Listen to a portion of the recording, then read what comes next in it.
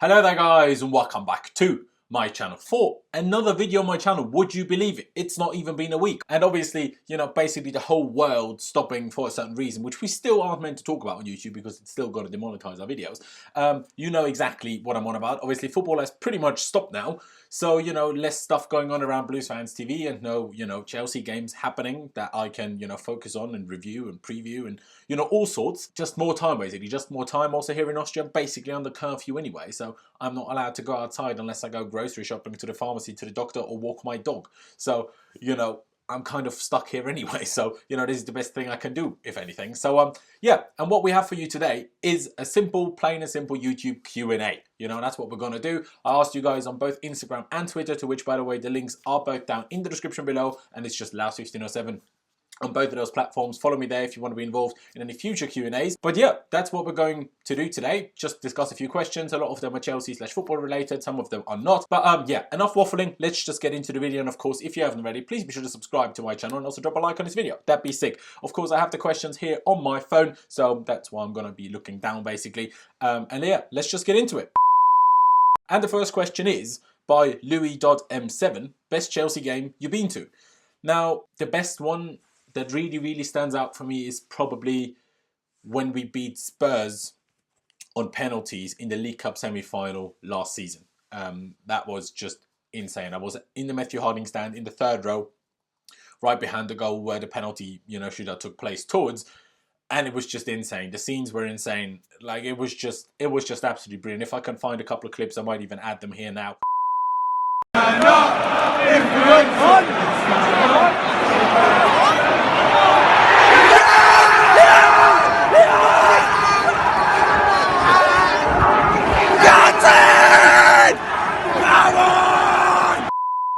Like it was just insane, like the absolute scenes and the pure joy and happiness of that game. But there were a couple of others. The atmosphere away in Frankfurt last year was brilliant.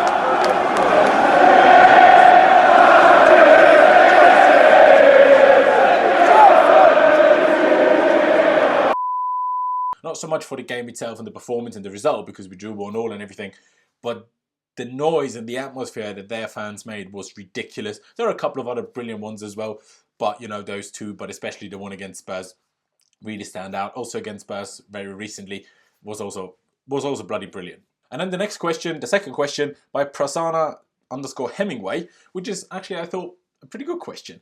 Who would you rather? Chelsea to win the Champions League or Austria to win the Euros? Obviously, I am Austrian, if you didn't know. And that is not a difficult question for me personally. It's going to be Chelsea winning the Champions League because I'm much more invested in that. But if Austria won the Euros, now that'd be insane. That would actually be insane. Yeah, that would be ridiculous. It's still Chelsea winning the Champions League again for me, especially if I could be at the final. That would be insane, of course. But for Austria, like, the expectations can't be that high. Should I expect that from Chelsea? Maybe not. But Austria, if we just got to a quarter or semi-final, that would be, already the height of our feelings, basically. Of course, we would have to lose a game eventually, or if we wanted, we wouldn't. But yeah, Chelsea winning the Champions League tips it for me, edges it for me. But Austria winning the Euros would, of course, be bloody brilliant as well. And then coming to the next question, which was actually asked by my girlfriend, when she asks, player of the season so far. She says so far. Let's see if anything else happens this season. Another question that we'll get onto later. And to me, that's a pretty simple answer. It's Mateo Kovacic. I don't understand why for some periods for the last few months, before obviously the season stopped now, and the last couple of weeks when he was back in the team, he was dropped more, like, I wouldn't say more often than not, but too often in my opinion. I don't understand, or just not being used. Maybe he was tired. We don't know about that. But Kovacic has just been an absolute revelation this year. I mean, he was already good last year, but he took another massive step forward. His step in confidence, his step in just comfort. He looked more comfortable at Chelsea in London at the club. And he was just absolutely brilliant, of course. And she actually asked another question as well, with the end being in German, so I'm just going to translate that. Basically, she asked Telles or Chilwell, who would I prefer? Now, for me personally, I'm not sure. Like, Chilwell hasn't had as good of a season this year as he did last year, even though Leicester are third. And especially towards like the last few months of the season, he, dipped off a lot more and more and more. Which is probably more fair to say than he was better, last season and this season. More since around Christmas, he's just dropped off. And Telles, I don't know. It's a really difficult one. I think Chilwell might be slightly better defensively, and he's of course used to the Premier League. But I think overall player capability and ability-wise, Telles is a better player. Who would I prefer out of the two? Probably Telles, but also because he would be a lot cheaper, and that would leave more budget for other positions, to just improve the squad. And then coming to the next question, which is about, or by the boy Walker, which is a pretty interesting one. Not sure when I'm going to answer all of it, but yeah, he asked if you could pick who Chelsea sign, in brackets realistically, one goalkeeper, one defender, one midfielder, and one attacker, who would it be? Now, a goalkeeper, the realistic bit is my problem, because all of the ones that I think are to be realistic, I don't want any of them. I don't think Oblak is going to happen. I don't think Ter Stegen is going to happen. I don't think, you could try for Jan Sommer from Borussia Mönchengladbach, you could try for Berkey from Dortmund, but Sommer, I think, is significantly better than Kepa, but he also has the being a bit short problem. I'm not 100% sure, but the really realistic ones, I don't really think are worth replacing Kepa for, personally. Coming to the defender, kind of already touched on that, probably Telles. I would love a centre-back. I would love a huge, proper standout centre-back, a bit like what Virgil van Dijk did to Liverpool, improve us massively. But I'm not sure that's realistic. Maybe Khalidou Koulibaly from Napoli. Or would he work as well for us as Van Dijk did for Liverpool? I'm not 100% sure. And I also still, to some extent, believe in our defenders because some of them are really, really young. Christensen is still really young. Zuma is still young. Obviously, Fikayo Tomori is still really young. So there is still some more potential left in there. And also, some of the dream defenders will be like Varane, Longley. They will be insane. But that's just not going to happen. So I struggle with that position, to be honest. One dream midfield signing. You guys, can we count Sancho as a midfielder? Are we going to do that? Are we going to count Sancho as a midfielder? No, I'm going to use him as my attacker. So the one attacker I would like us to sign is Sancho. I think he would have the biggest impact on us. You could argue a striker, but I'm not really sure which striker. I don't think Moussa Dembele from Lyon would be that huge of an upgrade on Tammy Abraham. I don't think Timo Werner would be that huge of an upgrade, especially because I don't think his style works so well in the Premier League, personally.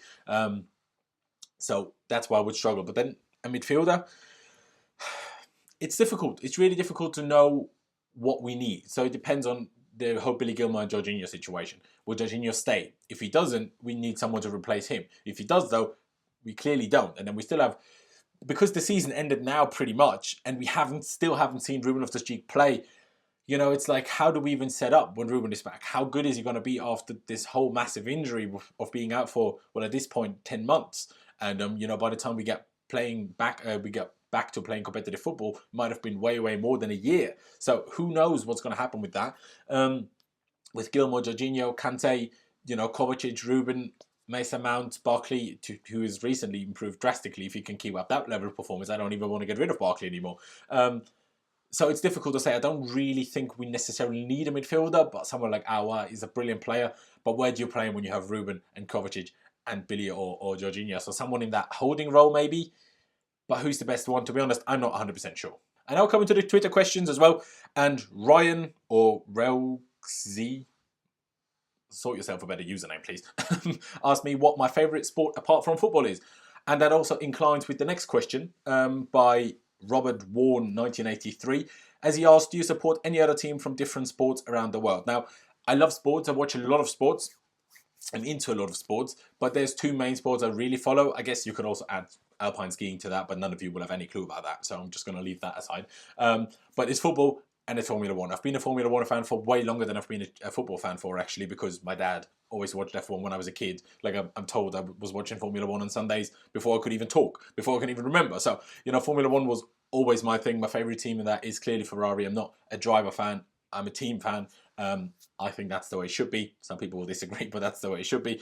And just to touch on it, I also have a second team in football, as bad as some people might find that. It's just my local club here in Austria, here in Innsbruck, Wacker Innsbruck. We've been through some ups and downs, I've been a season ticket holder for, I think this is my 10th season now. We've got relegated, we've got promoted between the first and the second division of Austria. We were near bankruptcy last summer, we were near, just seizing all sort of professional footballing capabilities or stature.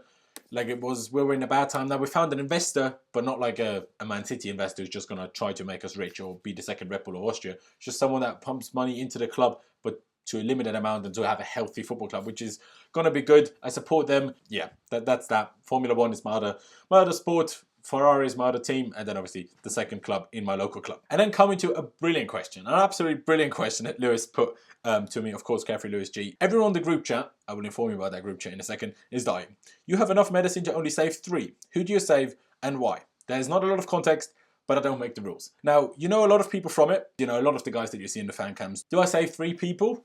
Tricky. Now, I'm going to save Sammy. You know, he's been visiting me. We went to Italy on a holiday together. You know, I've stayed at his house a lot of times. Yeah, you've got to save Sammy. Like, friend, didn't it? And then I think I have to save Lewis because, you know, Blues Fans TV, so, you know, we have to keep the content going. You know, Mr. Vlog guy. Have to save Lewis as well. And then the last one, as much as it pains me for the likes of Jordan, I think I'm going to have to go with Mr. Dom Rosso. Mr. Dom Rosso, because he simply helps me out with the VVR and getting Chelsea tickets so many times. Also helped me getting a ticket for Bayern Munich away, which didn't happen in the end, but yeah, you know, he still helped me get one, so I have to, you know, go with him because how do I get my tickets without Dom? That's just it, to be honest. That's just it. And then an Arsenal fan actually came in and asked me a question. Fair play to you by Ryan. Let's just call you Ryan. He asked, what Arsenal players would you have in this current Chelsea team? Let's just keep it to one. It will be Aubameyang. You know, we could do with a striker, especially now with Tammy having been injured, but generally Aubameyang is obviously still a much better striker than Tammy Abraham is. Other players, not really. Would I take Glenn over Kepa? No. Would I take any of your defenders? No. Would I take any of your midfielders over ours? No. Could you talk about Pepe once you give him another year because his first season he struggled, but I think it's unfair from all other fans that take the piss out of him. A lot of players from foreign leagues struggled in their first season here. Would I take him? With our current winger options, yes. With what I hope for Chelsea to sign soon, no. So yeah, I'm just going to stick to Aubameyang. Coming to the next question by Sudi Boy or Bossy Roger. What was it like to meet your hero, John Terry? Now, that was brilliant. Now, that was one of the best experiences of my life, to be honest. JT, if you're watching this, cheers, mate. Love you.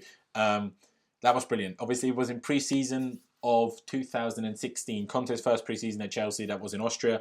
I travelled there. It was still 5-6 hours away from where I live. But yeah, we travelled there and we went to visit the team at training a couple of times. And, you know, JT's just brilliant. Like, he took the time to have a chat with us, you know. He took the time to sign things, take pictures. He's just absolutely brilliant. Absolutely brilliant. And he really, really took the time. I had like a 5, 6, 7 minute chat with him. And yeah, what a guy. What a guy. Absolute hero. My favourite Chelsea player of all time.